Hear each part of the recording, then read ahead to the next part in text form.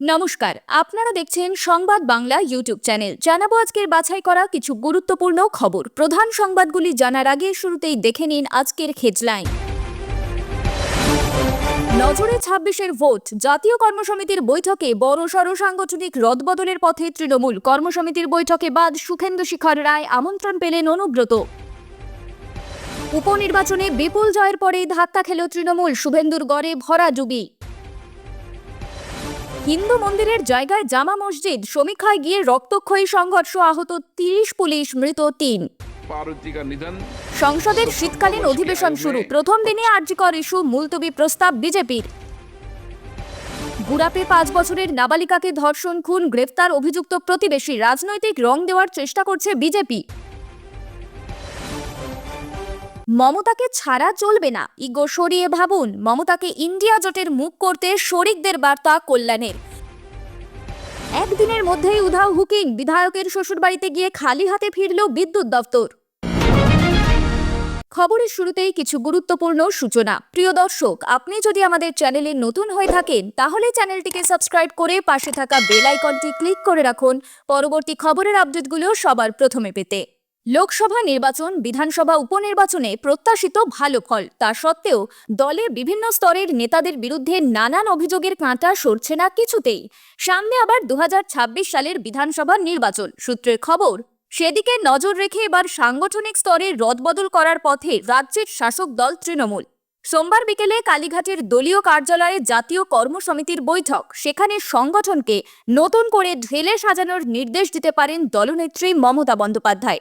বৈঠকে থাকবেন সর্বভারতীয় সাধারণ সম্পাদক অভিষেক বন্দ্যোপাধ্যায়, রাজ্য সভাপতি সুব্রত বক্সী সহ জাতীয় কর্মসমিতির ২২ জন সদস্য। এদিনের বৈঠক একাধিক দিক থেকে অত্যন্ত তাৎপর্যপূর্ণ, তা স্পষ্ট। সূত্রের খবর, লোকসভা নির্বাচনে দলের সাফল্যের পরই সর্বভারতীয় সাধারণ সম্পাদক অভিষেক বন্দ্যোপাধ্যায় ইঙ্গিত দিয়ে রেখেছিলেন এবার থেকে দলের বিভিন্ন পদাধিকারীদের পারফরমেন্সই বলবে শেষ কথা। তার ভিত্তিতে ঠিক হবে কার কী দায়িত্ব থাকবে।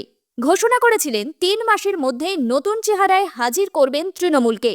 সেই মতো কাজও শুরু হয়ে গিয়েছিল। শোনা গিয়েছে পুজোর আগে অভিষেক বিদেশে চিকিৎসা করতে যাওয়ার আগে সংগঠনের রদবদলের একটি খসড়া প্রস্তুত করে দলনেত্রী মমতা বন্দ্যোপাধ্যায়ের হাতে তুলে দিয়েছিলেন।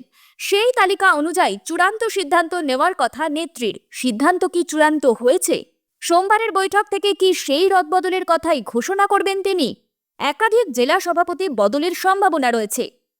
কে পদে বহাল থাকবেন, কারই বা ডানা ছাঁটা যাচ্ছে, এসব নিয়ে এখন তুমুল গুঞ্জন দলের অন্দরে।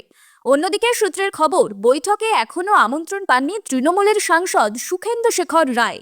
এদিকে দলের জাতীয় কর্মসমিতির বৈঠকে যোগ দেওয়ার জন্য ডাক পেয়েছেন বীরভূমের তৃণমূল সভাপতি তথা কোর কমিটির নতুন সদস্য অনুব্রত মণ্ডল।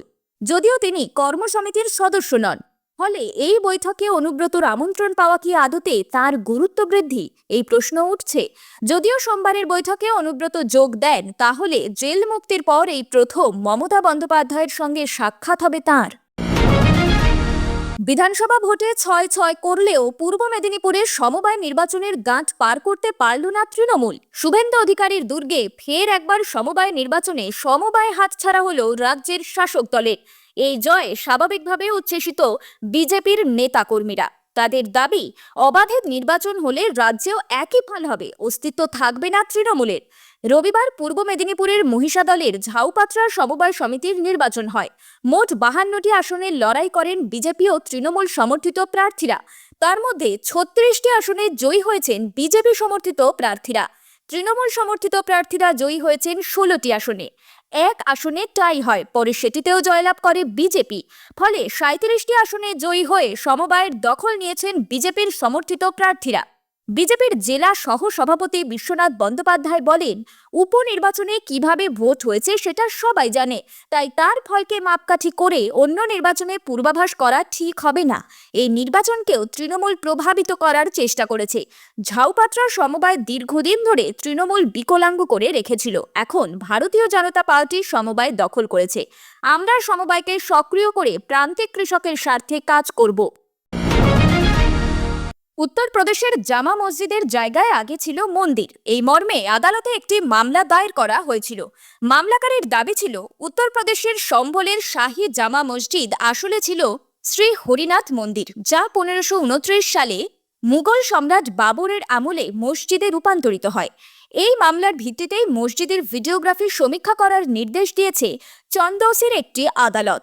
আদালতের নির্দেশ মেনে ওই মসজিদ চত্বরে সমীক্ষা করতে গিয়ে বাঁধা পায় একটি দল। রবিবার আবার ওই মসজিদ সংলগ্ন এলাকায় সমীক্ষার কাজে যান তারা। তারপরে শুরু হয় বিরাট গন্ডগোল, যা মুহূর্তের মধ্যে পরিণত হয় রক্তক্ষয়ী সংঘর্ষে। জানা যাচ্ছে, জামা মসজিদের সমীক্ষা চলাকালীন পুলিশ জনতার সংঘর্ষে মৃত্যু হয়েছে 3 জনের।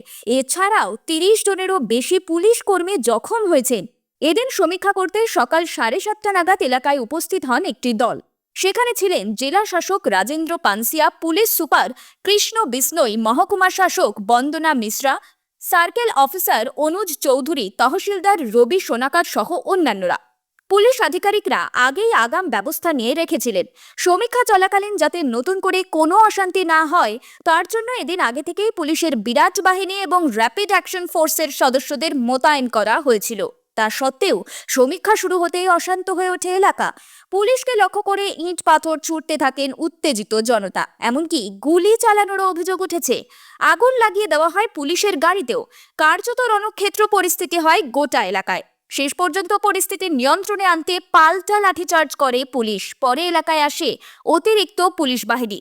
সূত্রের খবর, মোরাদাবাদের ডিআইজি এসে উপস্থিত হওয়ার কিছুক্ষণ পরেই শুরু হয় সমীক্ষা। যদিও তারপরেও পাথর ছোড়া হয় বলে অভিযোগ। তারপর আবারও পুলিশকে লক্ষ্য করে পাথর ছুঁড়তেই ফের লাঠিচার্জ করতে শুরু করেন পুলিশ আধিকারিকরা। সংসদের শীতকালীন অধিবেশনের প্রথম দিন সোমবার। সূত্রের খবর, এবার শুরুতেই আসতে চলেছে আরজিকর ইস্যু। চলতি অধিবেশনে সংসদে আরজিকর ইস্যু তুলে তৃণমূলকে বিঁধতে কৌশলী পদক্ষেপ করতে চলেছে বঙ্গ বিজেপির সাংসদরা। বিজেপি সূত্রে খবর, শীতকালীন অধিবেশন শুরুর প্রথম দিনই পশ্চিমবঙ্গের মহিলা চিকিৎসকদের নিরাপত্তা সুনিশ্চিত করতে সুনির্দিষ্ট নীতি প্রণয়নের দাবিতে মুলতুবি প্রস্তাব আনেন রাজ্যসভার বিজেপি সাংসদ শ্রমিক ভট্টাচার্য। শুধু তাই নয়, সূত্রের খবর, অন্যান্য বিলের আলোচনা, 0 আওয়ার সহ অন্যান্য ক্ষেত্রে আরজিকর ইস্যু উত্থাপন করার পরিকল্পনা করেছেন বঙ্গ বিজেপির সদস্যরা। মহারাষ্ট্রের জয়ের কার্যত নতুন করে অক্সিজেন পেয়ে চাঙ্গা বিজেপি তথা এনডিএ শিবির এই অধিবেশনে ওয়াকফ বিল সহ অন্তত 7টি বিল নিয়ে আলোচনা করতে চাইছে গেরুয়া শিবির। এই অধিবেশনে বিলগুলি তারা পাশ করাতে চাইছে বলেও সূত্রের খবর। অন্যদিকে আদানি ও মণিপুর ইস্যুতে কেন্দ্রীয় সরকারকে বিরুদ্ধে মরিয়া বিরোধী শিবির। ওয়াকফ জেপিসি নিয়েও সরব হবেন বিরোধীরা। আজ অধিবেশন শুরুর আগে প্রধানমন্ত্রী নরেন্দ্র মোদী সাংবাদিকদের মুখোমুখি হবেন।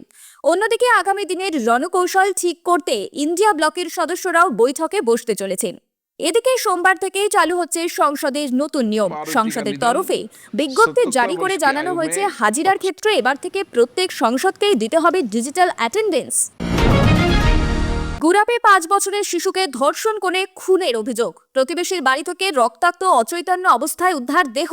ঘটনায় গ্রেপ্তার করা হয়েছে অভিযুক্ত প্রতিবেশীকে। ধর্ষণ করে খুনের অভিযোগ জয়নগর, জয়গা, ফারাক্কার পর হুগলির গুরাপ। এবার 5 বছরের শিশুকে ধর্ষণ করে খুনের অভিযোগ উঠল প্রতিবেশীর বিরুদ্ধে। অভিযুক্তকে গ্রেপ্তার করেছে গুরাপ থানার পুলিশ। পরিবারের দাবি, গতকাল বিকেলে নিখোঁজ হয়ে যায় শিশুকন্যা। খোঁজাখুঁজির পর প্রতিবেশীর বাড়ি থেকে তাকে রক্তাক্ত অচৈতন্য অবস্থায় উদ্ধার করেন পরিবারের লোকজন। ধনেখালী গ্রামীণ হাসপাতালে নিয়ে গেলে চিকিৎসকেরা শিশুকে মৃত বলে ঘোষণা করেন। খবর পেয়ে ঘটনাস্থলে উপস্থিত হয় পুলিশ। পরিবারের অভিযোগের ভিত্তিতে রাতেই প্রতিবেশীকে গ্রেফতার করে গুরাপ থানার পুলিশ। আজ চুঁচুড়ার শিশুর ময়না তদন্ত হবে এবং অভিযুক্তকে রিমান্ডে চেয়ে আদালতে পেশ করা হবে বলে পুলিশ জানিয়েছে। এলাকায় পুলিশ মোতায়েন করা হয়েছে। ধৃতের বিরুদ্ধে ধর্ষণ খুনের অভিযোগ সহ পক্সো আইনে মামলা রুজু হয়েছে। এদিকে স্বনির্ভর গোষ্ঠীর বৈঠক থেকে ফেরার পথে হুগলির খানাকুলে বিজেপি পঞ্চায়েত সদস্যার শ্লীলতাহানির অভিযোগ উঠল তৃণমূল কর্মীদের বিরুদ্ধে। পুলিশের বিরুদ্ধে নিষ্ক্রিয়তার অভিযোগে বিজেপি বিধায়ক সুশান্ত ঘোষের নেতৃত্বে খানাকুল থানার সামনে রাতে বিক্ষোভ দেখানো হয়। মাঝরাত পর্যন্ত থানা ঘেরাও করে রাখেন বিজেপি কর্মীরা।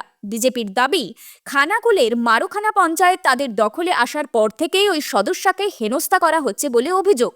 গতকাল সন্ধ্যায় স্বনির্ভর গোষ্ঠীর বৈঠক সেরে বাড়ি ফেরার পথে বিজেপি সদস্যকে একা পেয়ে তাঁর শ্লীলতাহানি করেন কয়েকজন তৃণমূল কর্মী। খানাকুল থানায় অভিযোগ দায়ের হলেও অভিযুক্তরা অধরা। তৃণমূলের দাবি, পারিবারিক বিবাদে রাজনৈতিক রং দেওয়ার চেষ্টা করছে বিজেপি। বিধানসভা উপনির্বাচনেও তৃণমূলের জয় জয়কার পশ্চিমবঙ্গে। বিধানসভা আসনের 6টিতেই বিপুল ভোটে জয়ী হয়েছে তারা। বিজেপি, সিপিএম, কংগ্রেস কেউ কোথাও দাঁত ফোটাতে পারেনি। এমন পরিস্থিতিতে সর্বভারতীয় রাজনীতিতেও সমীকরণ বদলের ডাক দিলেন তৃণমূলের সাংসদ কল্যাণ বন্দ্যোপাধ্যায়। তৃণমূল নেত্রী মমতা বন্দ্যোপাধ্যায়কে বিজেপি বিরোধী ইন্ডিয়া জোটের নেত্রী হিসাবে ধরার দাবি তুললেন তিনি। শনিবার পশ্চিমবঙ্গ বিধানসভা উপনির্বাচনের ফল ঘোষণা হয়েছে, আর তাতে 2021 সালের বিধানসভা নির্বাচনের চেয়েও বেশ কিছু জায়গায় ভালো ফল করেছে তৃণমূল। 6টি আসনেই নিজেদের ঝুলিতে পুড়েছে। বিজেপির থেকে ছিনিয়ে নিয়েছে মাদারিহাটও। জাতীয় স্তরে ইন্ডিয়া শিবিরের অংশ সিপিএম এবং কংগ্রেস খাতাই খুলতে পারেনি। আবার ভিন রাজ্যের নির্বাচনেও আশানুরূপ ফল হয়নি কংগ্রেস, শিবসেনা, উদ্ধব ঠাকরে, ন্যাশনালিস্ট কংগ্রেস পার্টি, শরদ পাওয়ার, সমাজবাদী পার্টির। সেই পরিস্থিতিতে রবিবার সংবাদ মাধ্যমে মুখ খোলেন কল্যাণ। তার বক্তব্য, কংগ্রেস সহ সব বিরোধীদের বার্তা, পশ্চিমবঙ্গে মমতা বন্দ্যোপাধ্যায় ছাড়া কিছু নেই। মানুষের আশা, ভরসা, বিশ্বাস সব মমতা বন্দ্যোপাধ্যায়। তাই 6-0 ফল হয়েছে। আগামীতে বাংলা বিরোধী দলনেতাও হবে না, 30 আসনেও মিলবে না। গোটা ভারতে কংগ্রেস এবং অন্যরা যখন পিছিয়ে পড়েছে, অহং বিসর্জন দিয়ে দলের অস্তিত্ব বজায় রেখে বিরোধী জোটের নেত্রী হিসাবে মমতা বন্দ্যোপাধ্যায়কেই সামনে আনা উচিত। এখানে ইগোর জায়গা নেই, ব্যর্থতা স্বীকার করে নিতে হবে। সকলকে আবেদন করব, মেনে নিন, মমতা ছাড়া কিছু হবে না। মমতাকে নিয়েই আগামী দিনে ভারত লড়াই করবে। যদিও এ নিয়ে কল্যাণকে পাল্টা কটাক্ষ করতে ছাড়েননি প্রদেশ কংগ্রেস মুখপাত্র সৌম্য আইচ রায়। তাঁর কথায়, আগে নিজের দল সামলান, পরে অন্যদের কথা বলবেন। একটা উপনির্বাচনে জিতে মনে করছেন সব দখল করে নেবেন, এত সোজা নয়। জ্ঞানের বাণী বরং দলকে বোঝান। দলে কারা যে কালীঘাট, কারা ক্যাবাক স্ট্রিট তা বোঝান। তবে ইন্ডিয়া জোটের অন্দরের নেতৃত্ব বদলের দাবি আজকের নয়। আগেও তৃণমূলের তরফে মমতাকে সামনে রেখে বিজেপির বিরুদ্ধে লড়াইয়ে গতি আনার দাবি রেখেছে তৃণমূল নেতৃত্ব। এমনকি ইন্ডিয়া জোটের নামকরণও তাঁর। এমনই মন্তব্য করেন মমতা। সেই আবহে ফের জাতীয় স্তরে বিজেপি বিরোধী জোটের মুখ হিসাবে মমতাকে এগিয়ে আনার দাবি তুললেন কল্যাণ। অন্যদিকে মহারাষ্ট্রের মসনাদে বিজেপির নেতৃত্বাধীন জোট কেন ভরাডুবি বিরোধীদের? কংগ্রেসের ভূমিকা নিয়ে এবার সেই প্রশ্ন তুললেন তৃণমূল নেতা কুণাল ঘোষ। তার মতে, ইন্ডিয়া জোটের উচিত মমতা বন্দ্যোপাধ্যায়ের মডেলকেই কাজে লাগানো। তৃণমূল বিধায়ক নবীন চন্দ্র বাঘের শ্বশুরবাড়ির লোকজন বেআইনিভাবে হুকিং করে বাড়িতে বিদ্যুৎ ব্যবহার করছেন। এই অভিযোগ উঠতেই শোরগোল পড়ে গিয়েছিল। সেই ঘটনায় এবার বিধায়কের শ্বশুরবাড়িতে হাজির বিদ্যুৎ দপ্তর। জেলা প্রশাসনের তরফে আগেই জানানো হয়েছিল বিদ্যুৎ দপ্তর তদন্ত করবে, কিন্তু বিদ্যুৎ বিভাগের রিজিওনাল ম্যানেজার গৌতম দত্ত জানিয়েছেন, চেকিংয়ে গিয়ে বেআইনি হুকিংয়ের সন্ধান পাওয়া যায়নি। স্থানীয় সূত্রে জানা গিয়েছে, সংবাদ মাধ্যমে খবর প্রকাশের জেরেই তড়িঘড়ি খুলে ফেলা হয়েছে হুকিং। উল্লেখ্য, ঘটনাটি ঘটেছিল পূর্ব বর্ধমানের খণ্ডঘোষে। সেখানে বিধায়কের শ্বশুরবাড়ি, আর সেই বাড়িরই বিদ্যুৎ সংযোগ করা হয়েছিল কিনা হুকিং করে। সরকারি বিদ্যুৎ চুরির অভিযোগ উঠেছিল বিধায়কের নিকট আত্মীয়ের একাধিক বাড়িতে। সাংবাদিকদের প্রশ্নের উত্তরে ভুল স্বীকার করেছিলেন বিধায়কের শাশুড়ি সুমিত্রা রায় ও সম্বন্ধী অভিজিৎ রায়। সুমিত্রা রায় বলেন, এটা ভুল হয়েছে। প্রায় 10,000 টাকা ইলেকট্রিক বিল এসেছিল, সেই টাকা দেওয়ার মতো সাধ্য নেই। ছেলেরা সেরকম কোনো কাজ করে না। 2 দিনের জন্য হুকিং করা হয়েছে, সেটা খুলে দেওয়া হবে। এই ঘটনায় গতকালই জেলা শাসক আয়েশা রানী জানিয়েছিলেন, এ বিষয়ে বিদ্যুৎ দপ্তরকে খতিয়ে দেখে ব্যবস্থা নিতে বলা হবে। তারপরে চেকিংয়ে যায় বিদ্যুৎ দপ্তর। সেই চেকিংয়ে হুকিং খুঁজে পাওয়া যায়নি বলেই জানালেন তারা। খবর শেষ হলো।